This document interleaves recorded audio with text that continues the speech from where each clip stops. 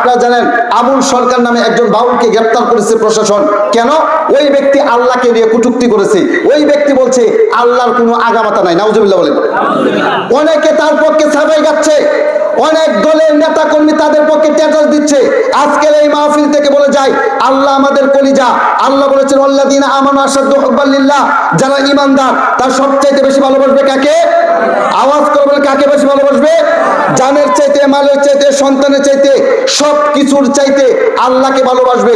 মনে রাখবেন, কোন মুসলমান আল্লাহ বিদ্বেষী হতে পারে না। সে সমাজ বিদ্বেষী হতে পারে, রাষ্ট্র বিদ্বেষী হতে পারে, নিজের জান দিতে পারে, মা বাবাকে পর করতে পারে, সন্তানকে এতিম বানাতে পারে, স্ত্রীকে বিধবা বানাতে পারে, এরপরে কখনো কোনোদিন আল্লাহ বিদ্বেষী হতে পারে না। ঠিক কিনা বলেন?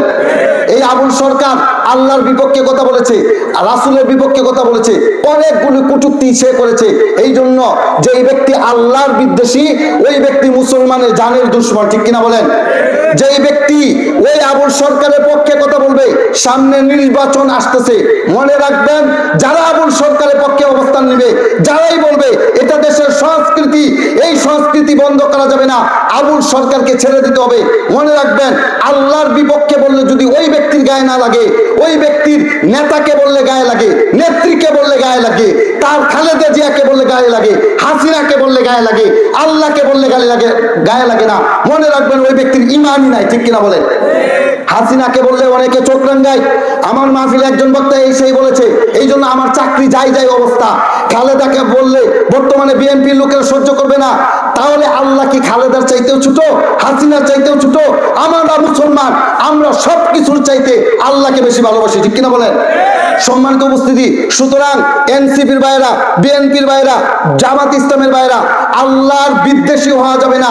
ক্ষমতার জন্য, রাষ্ট্রের জন্য আল্লাহকে অসন্তুষ্ট করা কোন মুসলমানের জন্য জায়েজ হতে পারে না। ঠিক কিনা বলেন? আমাদের আজকে সুস্পষ্ট ঘোষণা, এই আবুল সরকারকে ক্ষমা নয়, এই আবুল সরকারের সুউচ্চ শাস্তি হচ্ছে কোন ব্যক্তি যদি রাসূলকে গালি দেয়, আল্লাহকে গালি দেয়, মান সাব্বা নাবিয়ান ফাকতুলুহু, আল্লাহ বলেছেন ওই ব্যক্তিকে যেখানে পাওয়া যাবে সেখানে গাঁটটাকে কেটে কাল্লাটাকে দ্বিগণ্ডিত করে দিতে হবে। ঠিক কিনা বলেন? আমাদের দাবি, বর্তমান ইন্টারিম সরকার যে আছেন ইউনূস সাহেবকে বলবো যে তাকে চূড়ান্ত শাস্তি দিতে হবে। আমার আল্লাহকে নিয়ে অপমান করেছে, ইউনূস সাহেবকে নিয়ে অপমান করে তাকে গ্রেফতার করে, হাসিনার বাপকে যারা মেরেছে 47 বছর পরে ফাঁসি দিয়েছে, যারা বিএনপির বিপক্ষে অবস্থান করে তাদেরকে গ্রেফতার করা হচ্ছে। আমরা মুসলমান হিসাবে আমাদের আল্লাহকে যেই ব্যক্তি গালিগালাজ করে তাদেরও আমরা ফাঁসি চাই। ঠিক কিনা বলে? আল্লাহ তাআলা আমাদেরকে তৌফিক দান করুন। আমিন।